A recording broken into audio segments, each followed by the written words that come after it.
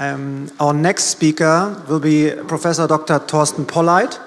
He is the president of the Ludwig von Mises Institute in Germany, and he is also the chief economist of Degussa Goldhandel. And Degussa Goldhandel is the leading European precious metal trader. And he has just recently written a new book called With Money to World Domination, mit Geld zur Weltherrschaft. And he's calling for a free market in money. Please come on stage, Professor Polleit.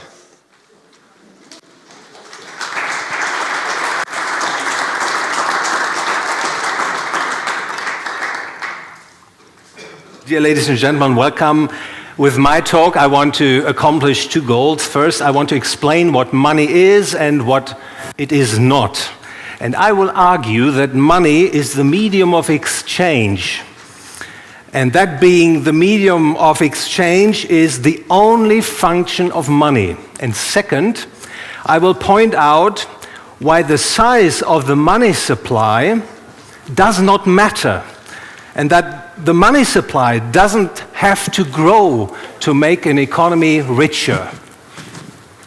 These two insights can be considered timeless truth about money, and I believe they are also of the utmost importance if we want to understand better, first, the role of sound money plays for our society's economic progress.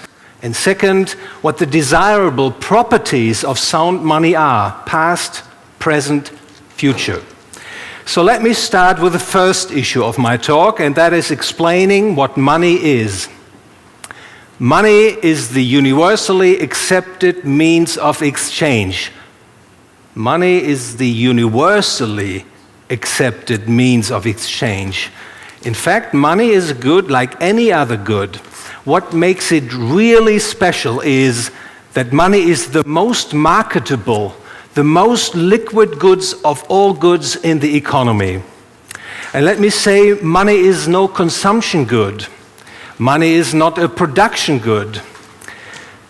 Money is the exchange good. It is a good so-called of sui generis.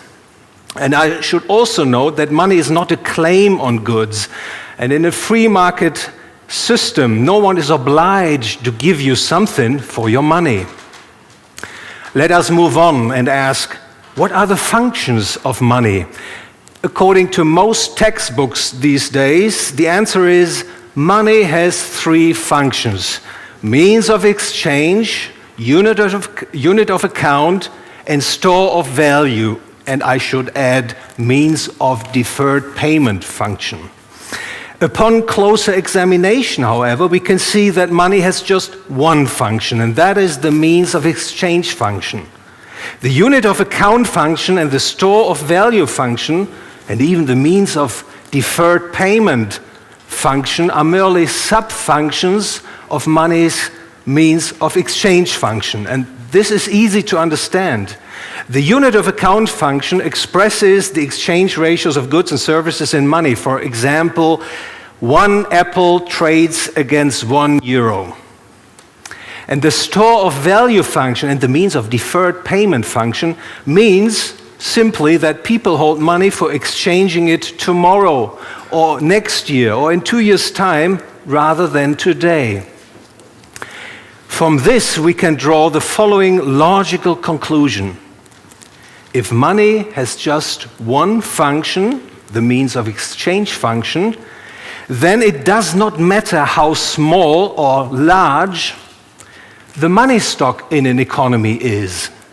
In other words, whether the money stock is $1 million, $1 billion, or $100 billion does not matter. Any given money stock in the economy is as good as any other for financing all transactions. Irrespective of the actual size of the money stock, any turnover of goods and services can be conducted with a given money stock. A large money stock of, say, $10 billion would lead to high goods prices, while a small money stock of, say, just $1 billion leads to low goods prices. What is perhaps most important to note in this context, and this might catch you by surprise, is this. No increase in the money supply can improve the monetary function of money. No increase in the supply of money can improve the monetary function of money. An increase in the money supply will merely dilute the effectiveness of each money unit in serving as a medium of exchange. In other words, a rise in the money supply does not confer any social benefit. Why? Because money is, like any other economic good, subject to the so-called law of diminishing marginal utility. So a rise in the quantity of money reduces the marginal utility of the additionally obtained money unit versus vendible items, so goods and services you want to buy. As a result, and other things being equal, the additional money unit will be exchanged against vendible items sooner or later, thereby raising prices in money terms. And now you may ask, why is it then that in today's monetary regime in the US, in Europe, in Japan, in China, in Latin America, the money supply is increasing and relentlessly? This is indeed an excellent question, and I promise I will provide you with the answer towards the end of my talk. Meanwhile, let me ask you a question. Would you prefer money that loses its purchasing power over time, or would you rather hold money that keeps or even increases its purchasing power over time? I think that most people who are in their right mind would opt for money with stable purchasing power, or money that gains in purchasing power. If you were to hold money that is gaining purchasing power, wouldn't that be great? Of course it would be great for you. But wait, what would happen if and when goods prices would not rise or even fall over time, which would be the case if the purchasing power goes up, you know? If prices go down, the purchasing power of money goes up. If that were the case, wouldn't that cause a significant problem for the economy as a whole? Let us assume people opt for money that has a constant supply. You may think of people using, for instance, Bitcoin as money, and the total amount of Bitcoin is a constant 21 million units. An increase in the economy's output, more goods and services, would then lead, other things being equal, to deflation in good prices, right? The amount of goods and services would go up, the money supply would remain constant, and the outcome would, other things being equal, that the prices of goods and services decline. Wouldn't the economy fall over the cliff then? Wouldn't it destroy firms' profit? Wouldn't consumers stop consuming if prices go down? The answer to all these questions is no. Well, a firm's profit is simply the spread between revenues and costs. In an economy where the prices of goods go up, which is the case in today's inflation regime, the successful entrepreneur has to make sure that revenues rise faster than costs. Likewise, in an economy where prices decline, so where there is price deflation, the firm has to make sure that its costs fall faster than revenues. A firm that produces goods and services in accordance with market demand can flourish in a price inflation regime as well as in a price deflation regime. What would price deflation do to consumer demand? Wouldn't people refrain from buying goods and services today as they can expect to buy them cheaper at lower prices in the future? The answer is no. First of all, there are goods and services, the consumption of which cannot be postponed. Think of food, clothes, shelter. There might be more examples. What is more, there is a phenomenon in the field of human action that is called time preference. Time preference means that people value a good available today higher than the same good under the same conditions at a later point in time. The manifestation of time preference is the so-called ordinary interest rate. It represents the value discount a future good, so an apple I receive in 1 year's time, such a value discount a future good suffers vis-à-vis the present good, so the apple in my hand today. Time preference and the ordinary interest rates are always positive and can never disappear, as they are categories of human action. What time preference means for people's demand, I would like to illustrate with a very simple example. Imagine a car costs $50,000 today and $40,000 in a year. So we have price deflation. Future goods have a lower price than present goods. Whether people will buy today or postpone the purchase depends on the marginal utility. Of course, the marginal utility of buying a car for $40,000 ranks higher on my value scale, and presumably yours, than paying $50,000 for the car. When it comes to making the decision of buying now or buying later, people, however, do the following. They compare the discounted marginal value of purchasing the good at $40,000 in a year from now against the marginal utility of buying it for $50,000 today. And if the discounted marginal utility of buying a car for $40,000 in a year is lower than the marginal utility of buying it for $50,000, now people buy now. If it is higher, they will postpone the purchase. Everyone will use the individual time preference rate or the ordinary interest rate for discounting the marginal utility of buying the car in a year for $40,000. As people's time preference can never be zero, let alone become negative, and we may have some opportunity later on to discuss the current interest rate environment, we cannot conclude that people will delay their purchases only because of lower goods prices in the future. In fact, all depends on people's time preference. If people's time preference is high, people will tend to buy today. And if their time preference is low, they will tend to postpone their purchases. What this example should tell us is this.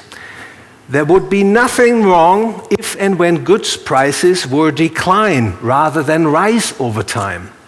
For this would not mean that demand will dry up, that the economy would, literally speaking, vanish in a black hole. In fact, this is a misleading, a false idea.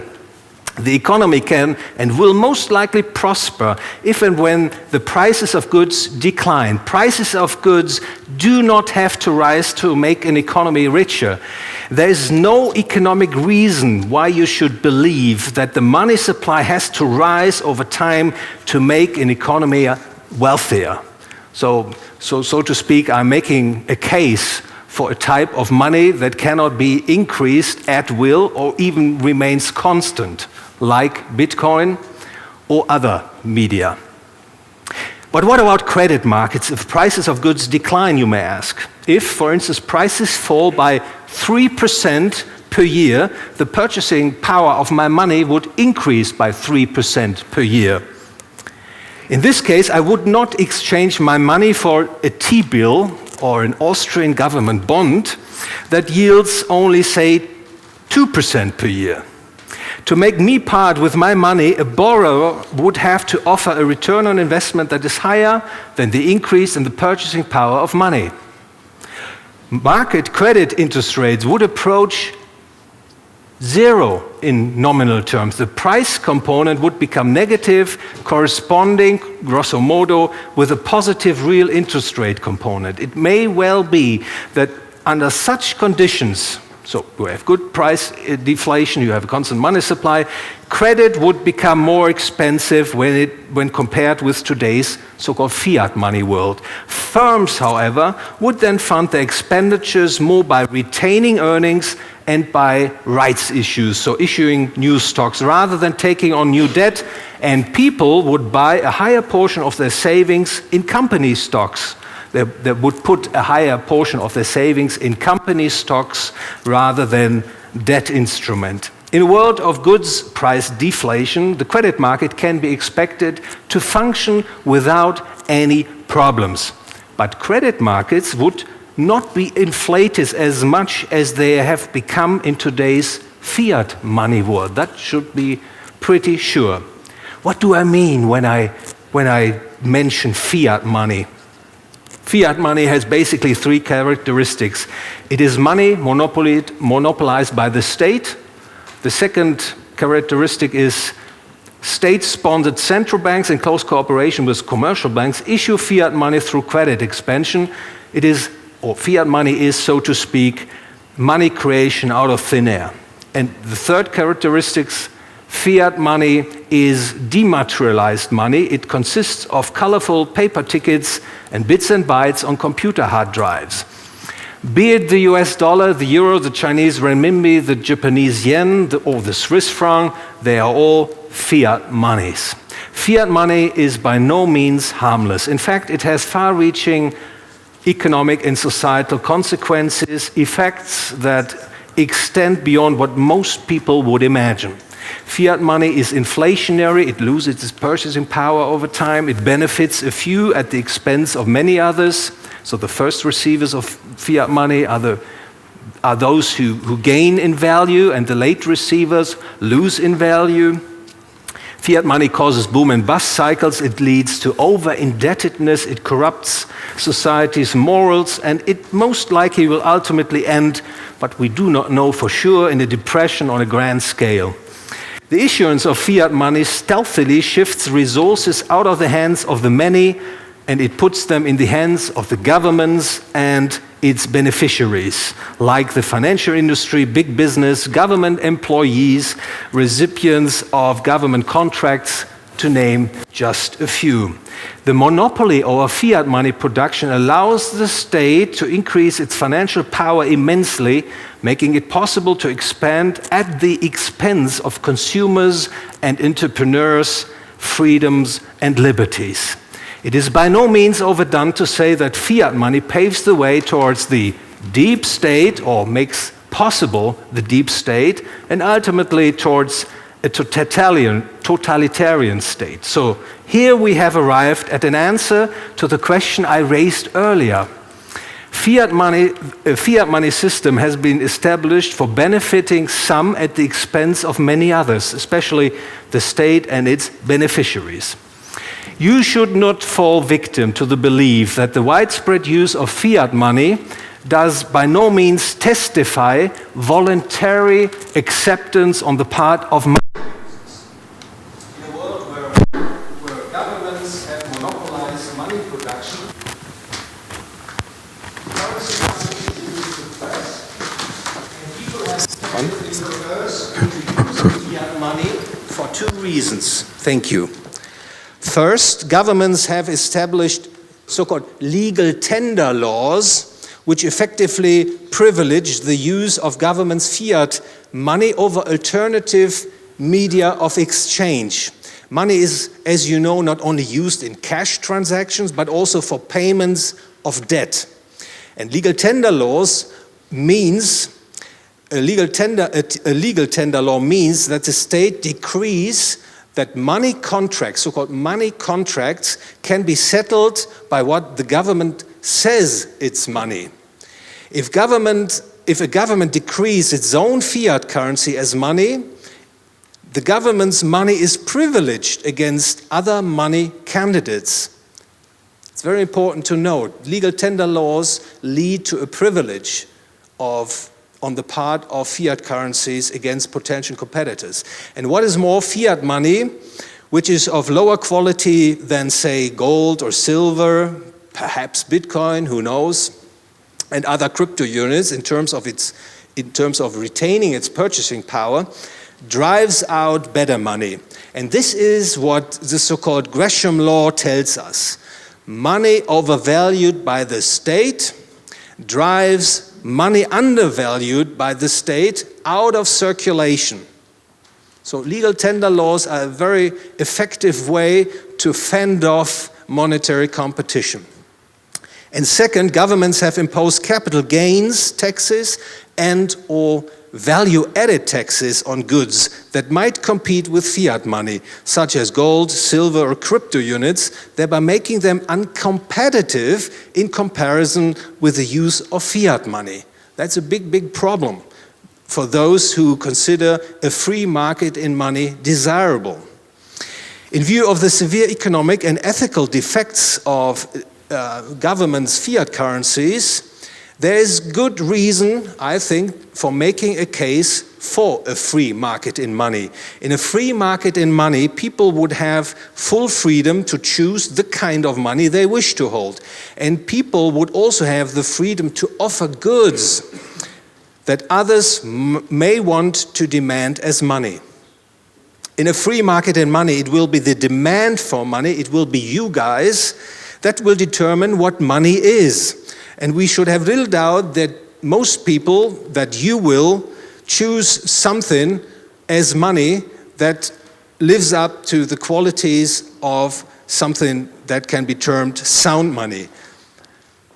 So money that at least will preserve its purchasing power over time. What kind of money would be chosen in a free market? We don't know. But presumably you would opt for something that is accepted as a means of exchange by, say, your baker. So Mr. Wingen would think about something which he can exchange against bread in his village.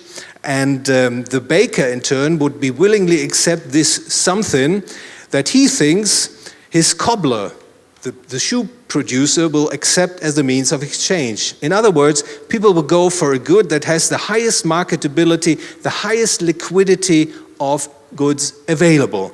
And when we tend to know, which physical properties such a good might have. It must be scarce, it must be homogeneous, it must be durable, transportable, mintable, divisible, and it also must represent a relatively high exchange value per unit.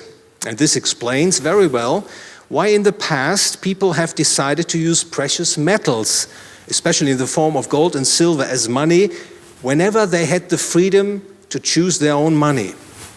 The message I would like to hammer home is that there's no reason to fear that a free market in money wouldn't work. In fact, it can be expected to work just great. Like any other free market, such as, for instance, the free market for sports shoes, books, music, cars, and mobile phones. In other words, a free market in money would provide the best possible money at the lowest cost. Ladies and gentlemen, so far I have presented you with some timeless truth about money. So I have not talked about my new book. And money is indispensable for a modern economy, for it serves as a means of economic calculation. Without money, we could not sustain the kind of division of labor and, as a result, the economic prosperity which has been built up over the past. The critical question is whether in the age of digital transformation, new technologies can be taken advantage of for bringing about better money, sound money. And I'm quite optimistic that the chances are there. The latest developments in markets for crypto units are certainly promising, especially so as they signify that people have gone out searching for better money. Also, the many entrepreneurial attempts to digitize the world's premier currency, namely gold, have made exciting progress.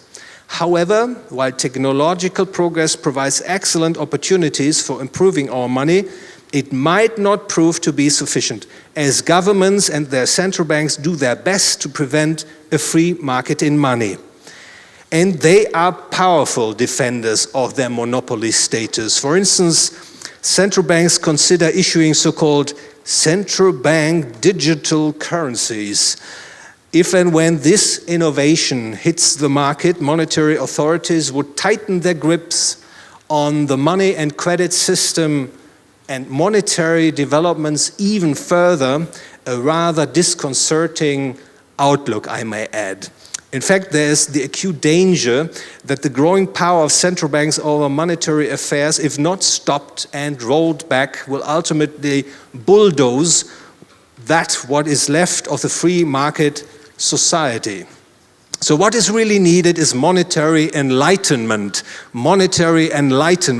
familiarizing people with time-tested and timeless truth about the nature of money, informing the people that there is better money for them and encouraging them to demand sound money that serves their needs better than governments' fiat currencies. And once people realize that they will be better off with free market money, the chances are there to end government's monopolization of money, legal tender laws and tax burdens imposed on potential money candidates. Sound economics reveals that people would enjoy more freedom and greater prosperity with the means of payments that they are allowed to establish in the free marketplace. So there is good reason to call for a free market in money, to give people the freedom to choose which kind of money they would like to use, precious metals or cryptocurrencies or whatsoever.